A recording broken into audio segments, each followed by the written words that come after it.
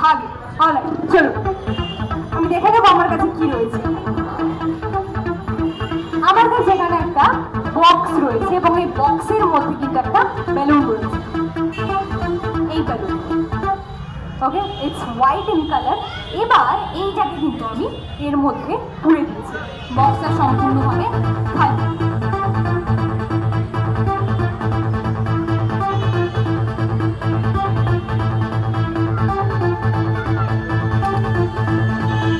এবার আমি একটা সুতি, এবার এইটা দিয়ে কিন্তু আমি এটাকে ফাটানোর চেষ্টা করব এবং দেখবো যদি অন্য কিছু দিয়ে রূপান্তরিত করতে পারি এই বেলুনটাকে।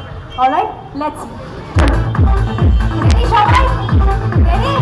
চলো না, সবাই কাউন্ট করতে হবে। বলো 3 2 and 1।